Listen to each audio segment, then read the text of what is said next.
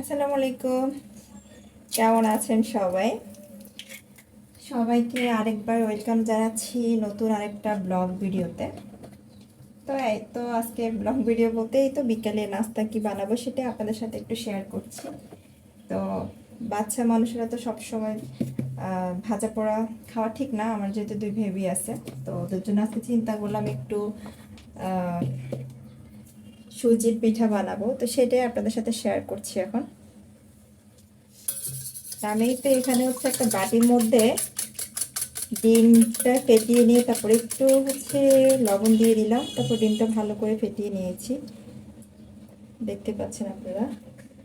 এই পিঠাটা সচরাচর সবাই বানাতে পারে, সুজির পিঠা কে না বানাতে পারে বলেন। তো আমি এরপরে এখানে পরিমাণ মতো সুজি দিয়ে দিচ্ছি, যতটুকু সুজি লাগে, যেহেতু আমরা পরিবারের সদস্য সংখ্যা একদমই কম, 4 জন। তো সেজন্য একটা ডিম দিয়ে বানাবো আর কি, বেশি একটা বানাবো না। একটা ডিম দিয়ে যে কয়টা হয় ওইটা আমাদের হয়ে যাবে সবারই। আমি হালকা একটু পানি দিয়ে দিচ্ছি, কারণ এটা বসে যাবে। সুজিটা যখন ফুলে যাবে তখন দেখা গেছে অনেকটাই বসে যাবে, তো সেজন্য একটু পানি দিয়ে দিলাম আর কি। এই তো সুজির ব্যাটারটা একদমই রেডি। এখন আর একটা কাজ করব, সেটা আপনাদের সাথে শেয়ার করব। চলুন সবাই। আমি এখানে সুজির পিঠা যে মানে দুধের শিরার মধ্যে ভিজাবো। তো এখানে আমি দুধের যে শিরা, আপনারা কি বলেন জানি না, আমাদের এখানে তো আমরা শিরা বলি। তো এখানে আমি গরুর দুধ নিয়ে নিয়েছি, একদম পিওর গরুর দুধ, আপনারা দেখতে পাচ্ছেন। তো এখন আমি কিছু গোটা মশলা দিয়ে দিচ্ছি, দারুচিনি, এলাচ, তেজপাতা, একটু লবণ দিয়ে দিচ্ছি, চিনি দিয়ে দিচ্ছি যতটুকু লাগে।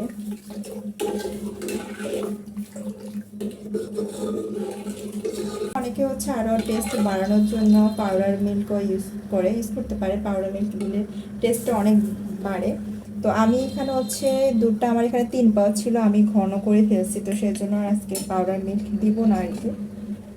পিঠাগুলো ভাজি করার জন্য এখানে পাইপিং দিয়ে দিলাম আর তেল দিয়ে দিলাম।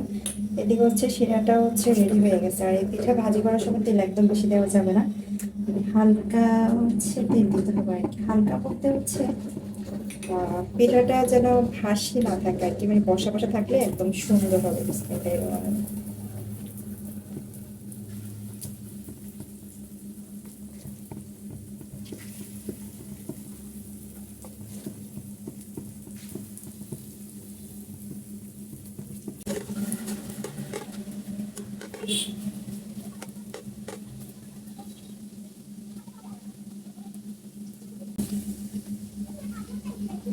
তো পিঠাগুলো কিন্তু হয়ে গেছে, আমি কিন্তু নিয়ে ফেলবো। হ্যাঁ, গরম গরম শিরার মধ্যে দিয়ে দিব, তাহলে কি হবে, শিরাটা ভিতরে মাশাআল্লাহ সুন্দর করে ঢুকে যাবে যখন আপনি গরম গরম দিয়ে দিবেন।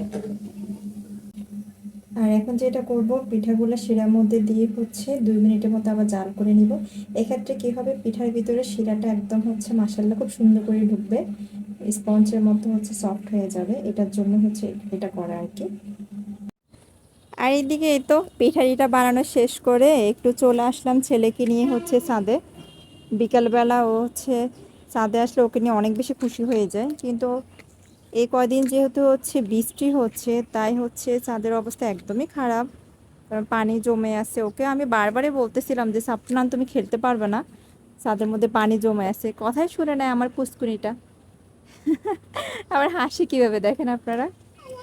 আর এদিকে সাথে আমি একটু আমার গাছগুলো দেখতে আসছি। কিছু গাছ বারিন্দায় লাগিয়েছি বাসার, আর কিছু এখানে ছাদে। মরিচ গাছটা দেখে আসি মরেই গেছে, এত বৃষ্টির মধ্যে গাছটা কিভাবে মরে গেল সেটাই মাথায় ঢুকলো না। আর এখানে কিছু চারা উঠছে, টমেটো চারা, তারপরে এখানে এগুলা পেঁপে। পেঁপে খেয়ে পেঁপের বিচি করছিলাম, তো সেখান থেকে কিছু চারা উঠেছে। তো দেখা যাক কি হয় আর কি। কিছু বলবা বাবা তুমি? আল্লাহ হাফিজ বলে দাও। তাই? আচ্ছা, আল্লাহ হাফিজ বলে দাও। তো সবাই ভালো থাকবে, সুস্থ থাকবে। সে পর্যন্ত পরবর্তী ব্লগে দেখা হবে। আর হচ্ছে আমার মানে সুজির পিঠাটা কেমন হয়েছে সেটা পরবর্তী ভিডিওতে আপনাদের সাথে শেয়ার করব।